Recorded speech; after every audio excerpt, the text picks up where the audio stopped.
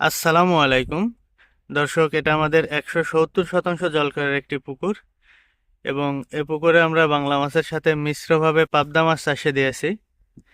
আমি এখন আসছি বাংলা মাছের খাবার দেওয়ার জন্য। এগুলা সবগুলা ফিডের বস্তা। আমরা আমাদের প্রত্যেকটা পুকুরগুলোতে, যে সমস্ত পুকুরগুলো চাষ করে, আমরা আমাদের মাছের খাবার হিসাবে শুধুমাত্র ফিড দেই, অন্য কিছু দেওয়া হয় না। খাবার, একমাত্র খাবার শুধুমাত্র ফিড। তো সেই ইয়াতে আমি ফিড দিতে আসছি বাংলা মাছের জন্য।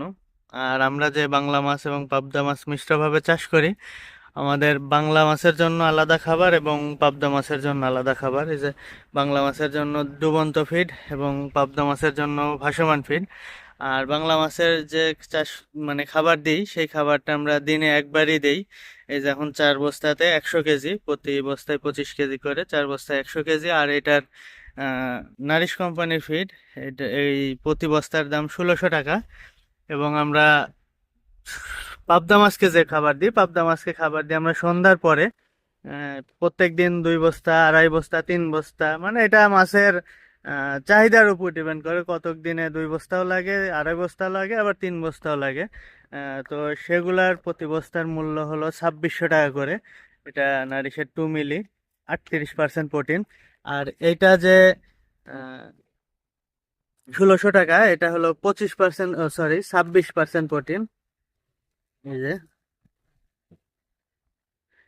এটা 26% প্রোটিন। তো এখন আমি এই যে খাবার চারিতে করে নিয়ে এই যে দড়ি ধরে যাচ্ছি। আমার এই যে 2টা ড্রাম আছে ওইদিকে।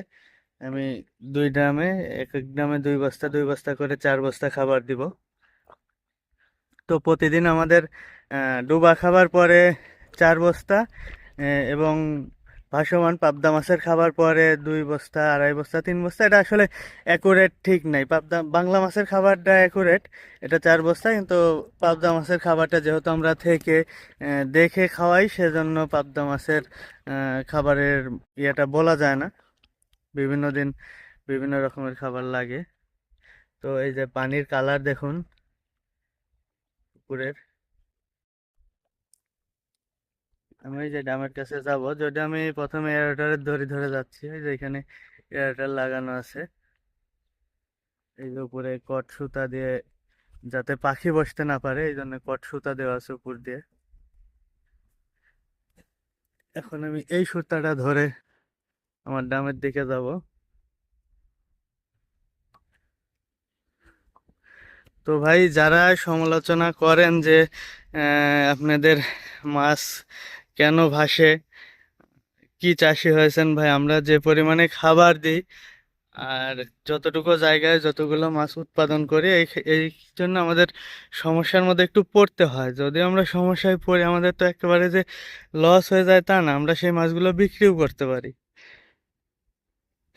তো সব মিলাই পরিশেষে আমরাই লাভে থাকি। এখন তখন চাষ ব্যবস্থা বিভিন্ন জনের বিভিন্ন রকম, লাভ করতে পারে। আর বর্তমানে মাছ চাষে যে আহামরি লাভ আছে তাও না। বর্তমানে খাবারের দাম বেশি, আমাদের পুকুর লিজ মূল্য বেশি, কিন্তু বাজারে মাছের দাম কম।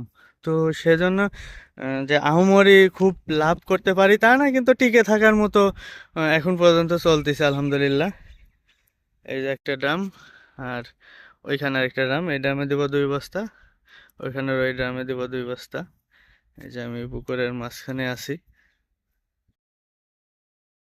তো এই পর্যন্তই, সবাই ভালো থাকবেন। এখন আমি ড্রাম তুলে খাবার দিব, যেহেতু আমি একা আছি, একা ড্রাম তোলা, খাবার দেওয়া এবং ভিডিও করা সম্ভব না। যদি ড্রাম তুলতে যাই তাহলে অবশ্যই আমার ভিডিও অফ করতে হবে। এই যে খাবার দিয়ে দেবো।